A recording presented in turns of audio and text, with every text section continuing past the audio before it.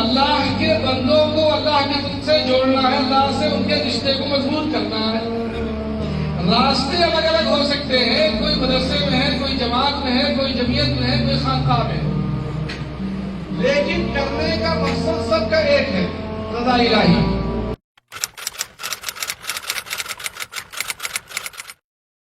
ایک ہی کام کرتی ہیں، لیکن اجتماعی طور پہ ملک گیر ایک بڑے نظام سے ہماری وابستگی ہوگی تو ہم انشاءاللہ مربوط اور منظم ہوں گے۔ اس نظام کے تحت ہماری آپ کی وابستگی الحمدللہ ہے، ہمیں اس فکر کے ساتھ کھڑا ہونا ہے۔ تو تعمیری کاموں میں رسول اللہ صلی اللہ علیہ وسلم کی زندگی کو لوگوں کے سامنے پیش کیجیے،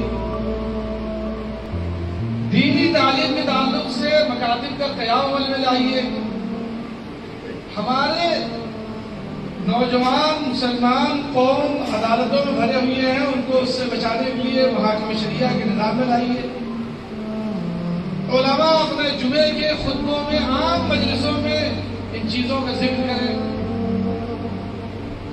آہستہ آہستہ اس نظام کو آپ بنا لیجئے کہ مجھے یہ کام کرنے ہیں، ضروری نہیں کہ جو میں نے ذکر کیا سب آپ شروع کر دیں، کسی ایک کو آپ شروع کر لیں، کہیں ایک جگہ سے آپ شروع ہو جائیں تو انشاءاللہ ایک کام، دو کام، تین کام آہستہ آہستہ آپ کرنے لگیں گے، سمجھ رہے ہیں نا؟ اچھا، ان سب کاموں کے کرنے کے لیے اور آپ یہاں جو جمع ہوئے ہیں اس کا مقصد کیا ہے، فائدہ کیا ہے؟ اس وطن عظیم میں جہاں ہم لوگ ہیں، ہندوستان میں، اس ملک میں جہاں ہم آپ ہیں، تو پروردگار نے اپنی مہربانی سے ہمیں یہاں پیدا فرمایا تھا۔ اللہ رب العزت نے ہمیں آپ کو اس ملک کے لیے منتخب فرمایا، یا ہم خود سے پیدا ہو گئے؟ خود سے اگر پیدا ہونا تو ہم تو سعودی عرب میں ہوتے، اردو میں پیدا ہوتے، یہاں کیوں پیدا ہوتے؟ اس کا مطلب یہ ہے کہ اللہ رب العزت کو اس ملک میں پیدا کر کے آپ سے پروردگار بڑا کام لینا چاہتے ہیں۔ ہمارے پاس سیوان سے پرسوں دو لوگ آئے، کہیں گے ہم سیوان سے آ رہے ہیں، ایسے علاقے سے ہیں جو ہندوانہ علاقہ ہے، میرا مدرسہ ہے۔ تو میں نے ان سے کہا کہ ہندوانہ علاقے میں آپ کام کر رہے ہیں، یہ آپ کے لیے نعمت ہے، یہ آپ کے لیے نعمت ہے۔ کہنے لگے کیسے؟ میں نے کہا ادارہ بنانے کا مقصد کیا ہے؟ ادارہ بنایا کیوں ہے آپ؟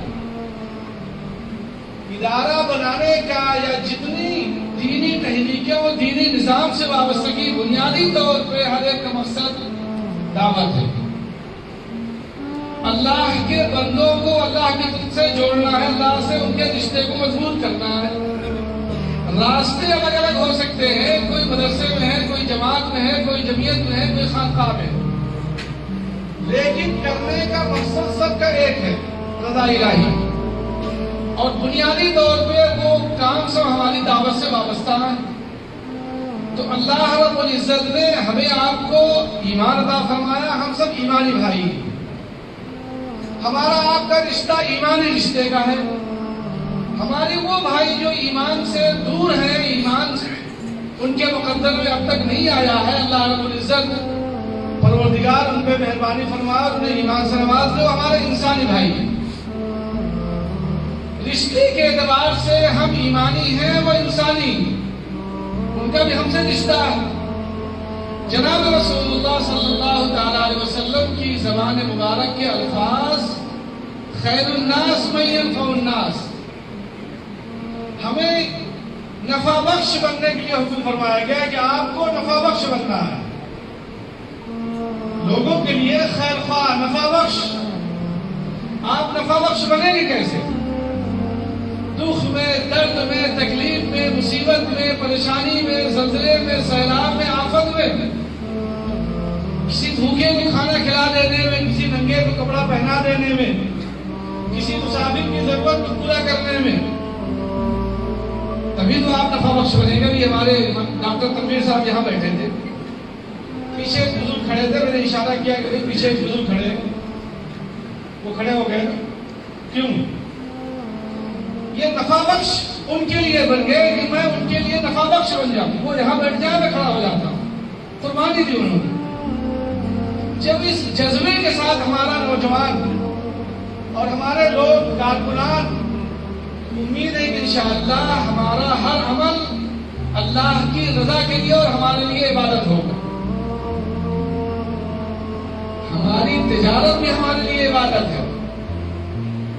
ہمارا تھانے میں جانا وہ بھی ہمارے لیے عبادت ہے. اسمبلی اور پارلیمنٹ میں رہنا وہ بھی ہمارے لیے عبادت ہے.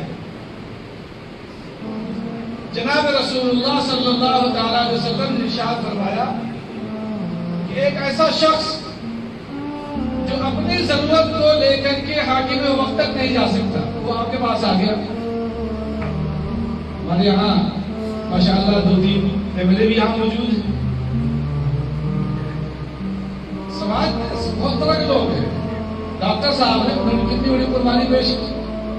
ڈاکٹر شوکت صاحب، وہ شخص جو حاکم وقت تک نہیں جا سکتا تو وہ آپ کے پاس آ گیا. اس نے اپنی ضرورت آپ کے سامنے رکھی، آپ اس کا ہاتھ پکڑتے ہیں اور حاکم وقت تک اللہ نے آپ کو موقع دیا، صلاحیت ہے، آپ پہنچ گئے.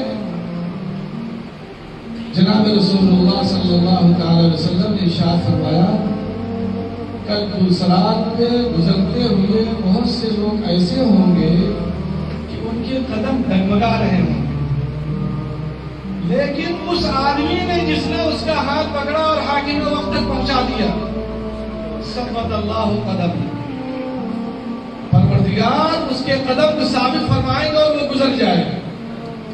کتنی بڑی بشارت رسول اللہ صلی اللہ علیہ وسلم نے اس آدمی کو دی ہے جو حاکم وقت تک اس کو لے کے پہنچ گیا. جمعیت علماء اس ملک میں تمام دینی اداروں کی معاون اور محافظ جماعت ہے. جمعیت علماء سے وابستگی جتنی تحریکیں ہیں ان سے آپ کی وابستگی براہ راست ہے. اگر کسی کو اتفاق نہ ہو تو جمعیت علماء سے وابستہ نہیں ہونا چاہیے، ورنہ نقصان ہوگا اس کا. اگر کسی وجہ سے کسی کو اتفاق نہ ہو تو اس کو وابستہ نہیں ہونا چاہیے. اسی طرح سے کسی مشتبہ جماعت سے اگر وابستہ ہے تو اس کو بھی جمعیت علماء سے وابستہ نہیں ہونا چاہیے. جمعیت علماء کو بھی مشتبہ نہ بنائے ہو. آج کل لوگ جوش میں جذبے میں نہ معلوم کن ناروں پہ فیس بک اور واٹس ایپ میں کہاں پہنچتے ہیں، پھر گرفتاریاں ہوتی، پھر وہ لوٹ کے آتے ہیں، پھر ہم ان کے لیے محنت کریں. تو اپنے آپ کو ذرا اپنا جائزہ لینا ہے. خود اپنا جائزہ لیں، اپنے علاقوں کے نوجوانوں کو بچائیں. جمعیت علماء نے اس کے لیے جمعیت کلب کے نظام کو شروع کیا ہے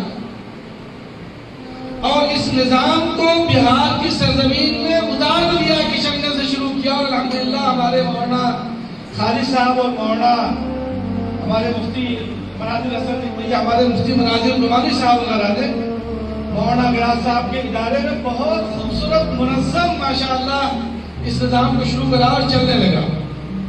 ابھی بھی چل رہا ہے. ایک مثالی گاؤں میں لیا گیا تاکہ اس مثالی گاؤں کی پوری طرح سے نگرانی کرائی جائے، مثالی مکتب بنایا جائے، مثالی گاؤں بنایا جائے. تعلیم کے اعتبار سے، صحت کے اعتبار سے، روزگار کے اعتبار سے جتنی ایک انسان کو بحیثیت انسان کی ضرورت ہے ان ضرورتوں کی ان کے لیے کوشش کی جائے. ایک شہری کا نام اگر ووٹر لسٹ میں نہیں تو ان کے نام ووٹر لسٹ میں ڈلوائے جائیں.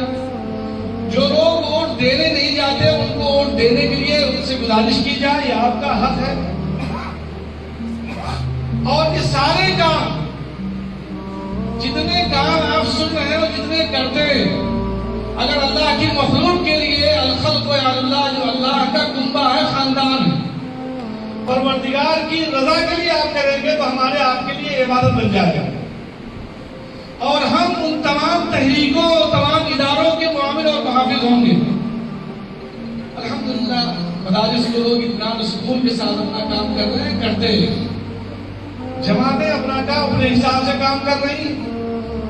دوسرے اور جتنی دینی تحریکیں اور کام کرنے والے کام کر رہے ہیں، لیکن جب ضرورت پیش آتی ہے تو سارے لوگ جمعیت علماء کے بڑے فارم میں کھڑے ہو کر کے ان کے تحفظ کا کام کرتے ہیں. ضرورت پڑتی ہے تو تھانے بھی جاتے ہیں، ضرورت پڑتی ہے تو اور اوپر جاتے ہیں. کشن گنج میں ہم کام کر رہے تھے سیلاب زدہ علاقے میں،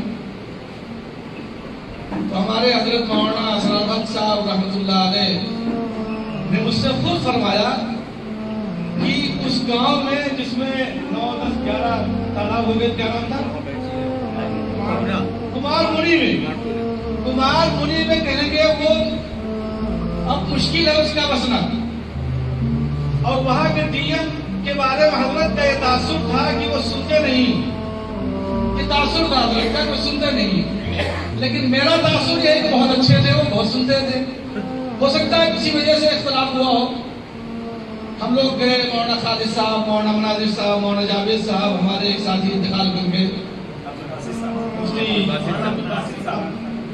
عبدالحنان صاحب، مولانا عبدالحنان صاحب. ہم کچھ کسانوں کے لے کے آئے وہاں، گاؤں کے کسان. میں ایئرپورٹ سے اترنے کے بعد سیدھے وہیں گیا تھا، رات کو پہنچا تھا جہاں کمار منی میں 10، 11 بڑے بڑے تالاب، پورا گاؤں سمجھ لیا ختم ہو گیا تھا. کام شروع کیا گیا. کام شروع کرنے کے بعد کام شروع ہو گیا تھا تو کچھ دنوں کے بعد انہوں نے ڈی ایم صاحب سے ملاقات کی. یہ بھی ایک کام ہے. گورنمنٹ کی اسکیموں کو آپ کو اپنے علاقے میں اتارنا ہے لا کر کے، اور گورنمنٹ کی اسکیموں کی معلومات آپ کو حاصل کرنی ہے.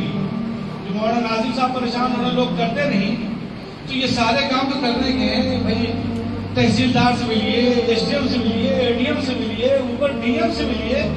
بہت ساری اسکیمیں گاؤں کے لیے آتی ہیں، ان کو لے آئیے نا، تاکہ گاؤں کے لوگ اس سے فائدہ اٹھا سکیں. پر سب لوگ گئے، جانے کے بعد کسان بھی آ گئے تھے. بات چیت شروع ہوئی. ہم نے ڈی ایم صاحب سے کہا کہ جو تالاب جیسی شکل بن گئی ہے، اگر آپ اسے بھروا دیجیے تو جمعیت علماء وہاں مکان بنا دیں گے. بہرحال گفتگو ہوتی رہی. اسی بیچ میں انہوں نے کسانوں نے کہا صاحب ہم کسان آدمی ہیں اور ہمارا یہ نقصان ہو رہا ہے.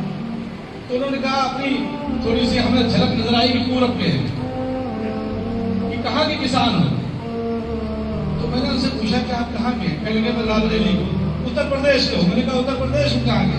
کہنے لگے رابر علی. رابر علی کہاں ہے؟ تو پرتاپ گڑھ سے ملا ہوا رابر علی کے ساتھ سلمان ہے، وہ زبان ہماری ان کی ملتی جلتی تھی. تو میں نے کہا بھائی میں بھی تو پرتاپ گڑھ کو ہوں. تو کہنے لگے اچھا کھڑے ہو جاؤ. سب لوگ ساتھی ہمارے تھے، کھڑے ہو گئے اور انہوں نے مسافر کے لیے ہاتھ بڑھایا. کہا بھائی مفتی صاحب سنیے، ہمارے یہاں مشہور ہے 100 پڑھا 1 پرتاپ گڑھا. میں نے کہا پھر تو آپ فیصلہ کر لیجئے تاکہ کام شروع ہو جائے. کریں گے ہاں ٹھیک ہے. الحمدللہ اس ذرا سی کوشش سے اسی وقت ڈی ایم صاحب نے فیصلہ کر دیا. میں نے مفتی مناظر صاحب کو اور مولانا عبدالحنان صاحب کو ہدایت کیا کہ آپ لوگ یہاں رہیں گے، ہم لوگ مولانا خالد صاحب کے ساتھ دوسرے گاؤں میں چلے گئے. گورنمنٹ کی طرف سے وہ سارے گاؤں میں مٹی ڈلوائی گئی، باندھ بنوایا گیا، سارا کام گورنمنٹ نے کیا اور جمعیت علماء نے تعمیر کی. اگر ہم چاہتے تو کبھی کر نہیں سکتے تھے. اس مٹی کا بھراؤ ہمارے بس کا تھا ہی نہیں، ہو ہی نہیں سکتا تھا. کروڑوں ٹریکٹر اور کروڑوں روپے کا مسئلہ تھا جو ہمارے بس کا نہیں تھا. الحمدللہ جمعیت علماء کے وقت میں ڈی ایم صاحب سے ملاقات کی اور ملاقات کے بعد فیصلہ ہو گیا آپ جا کے تو بات بلی کی اجازت لے لیجیے. اور الحمدللہ اپنی اسی آن بان شان کے ساتھ جیسے پہلے رہتے اس سے مضبوط پوزیشن کو آباد ہو. آپ حضرات کو خود فکر مند ہونا ہے، فکر مندی کے ساتھ کھڑا ہونا ہے. اب رائٹ ٹو ایجوکیشن کے تعلق سے جمعیت علماء نے یہ نظام بنایا ہے، جو نئی پالیسی آ رہی ہے بلکہ آ چکی ہے اور آنے والے 2024 میں نافذ ہو جائے گی. ہر بچے کو 10ویں پاس ہونا لازم ہے، ہر بچے کو. آپ کو اس کی فکر کرنی ہے، ورنہ نہ پاسپورٹ بنے گا، نہ لائسنس بنے گا، نہ آپ کے آدھار کارڈ بنے گا. وہ بھی ہماری آپ کی ذمہ داری ہے کہ ہم اسے درست کرائیں. الحمدللہ جمعیت علماء نے NYS کے ذریعے سے جمعیت علماء اسکول کا نظام شروع کرا دیا. اور اس کا طریقہ یہ ہے کہ مدارس کے پڑھنے والے بچوں کو 10ویں کو امتحان دلایا جائے. ابھی مغربیوں کی دہلی، مہاراشٹر اور گجرات کے بعض علاقوں میں شروعات ہو گئی. 2000 سے زائد بچے الحمدللہ داخل ہو گئے ہیں. جو نظام چل رہا ہے آہستہ آہستہ ملک کے مختلف علاقوں میں اور جہاں جہاں ضرورت ہوگی وہ نظام چلے گا.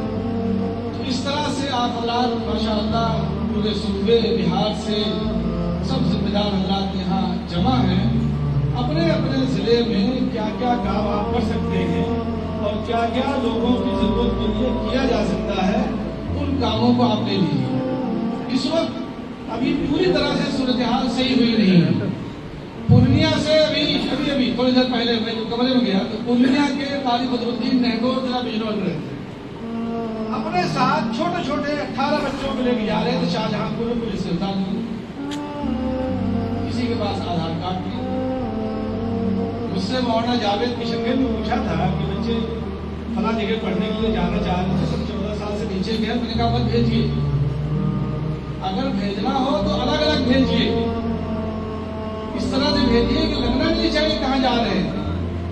अब वो 2-3 घंटे उसमें मेहनत की, अभी उसके बीच में फोन आ रहा था, बच्चे जमा कर लिए गए, उनके यतीम बच्चा भी है जिसका कोई पुरसाने हाल नहीं। तो इस तरह से अगर आप समझदारी का सबूत नहीं देंगे और गाफिलाना जिंदगी गुजारेंगे तो लामहला नुकसान होगा, और उस नुकसान में आपको भी तकलीफ होगी, दिक्कत होगी। जिन बच्चों को आप लेके जा रहे हैं वो उन्होंने कहेंगे भाई इनके भरोसा आ जा वालिदैन, तो वालिदैन उसको ये, तो हम बच्चों को छोड़ दें। कहाँ शाहजहांपुर, कहाँ रवानिया है, तो पूर्णिया गरीब लोग वहाँ से वहाँ जाएंगे, बच्चों को छुड़ा के फिर लाएंगे, तो क्या करेंगे। इस वजह से अभी पूरी तरह से हालात दुरुस्त नहीं है। थोड़ा सा और सब्र कीजिए, हालात को समझिए और लोगों को समझाइए भी कि ट्रेनों में पूरी तरह से हालात दुरुस्त हो जाए। तो इतनी बड़ी तादाद को लेकर के आप बच्चों को निकलिए सफर में, तो उम्मीद है कि इंशाअल्लाह आप हज़रात इसका ख्याल फरमाएंगे, करेंगे ना इंशाअल्लाह। ये ओहदे वगैरह ये अल्लाह की तरफ से इनाम है, ये अल्लाह की तरफ से इनाम है और नेमत है, बस इसकी कद्र होनी चाहिए। इसकी कद्र का तरीका यह है कि आप कहीं भी हों। अब एक एक नायब सदर को 8-8, 9-9 जिले आप दे दीजिए अगर उनको नायब सदर रहना है, और उनके जिम्मे काम मुतय्यन कर दीजिए कि ये अजला आपके हैं, इनमें ये काम आपको कर देना है। अजला के लोग हर 2 महीने में अपनी मस्जिद कमेटी करें। आज के दिन तकरीर का नहीं, सिर्फ तकरीर नहीं हो रही, तामीरी काम हमें, हमारा मकसद क्या है, हमारी हम जमीयत से वाबस्ता है। तो अजला के लोग हर 2 महीने में अपनी मस्जिद कमेटी करें और काम के जायजा लें और सूबे को अपनी रिपोर्ट भेजें। और सूबाई जमीयत के जिम्मेदार हजरात हर 4 महीने में अपनी मस्जिद कमेटी करें, बल्कि 3 महीने में, साल में कम अज कम 4 वर्किंग कमेटी होनी चाहिए सूबे की। सूबे की वर्किंग कमेटी कम अज कम 4 दफे हो और पूरे सूबे के जायजा आप लें। कम अज कम एक साल में 2 मुंतजिमा का इजलास सूबाई जमीयत का होना चाहिए। हर इलाके का आप जायजा लीजिए, मकातिब का, महकमे शरिया का, इस्लाह मुआशरा का, मुख्तलिफ चीजें जो आपके तामीरी प्रोग्रामों में हैं। देखिए जो दिखता है वही बिकता है, समझ रहे हैं? जो दिखेगा वही चलेगा। अपनी तहज्जुद और इबादत तो आप खुफिया तरीके से कीजिए, लेकिन जो काम आप समाज में कर रहे हैं वो नजर आना चाहिए। वो अगर नजर नहीं आएगा तो चलेगा नहीं।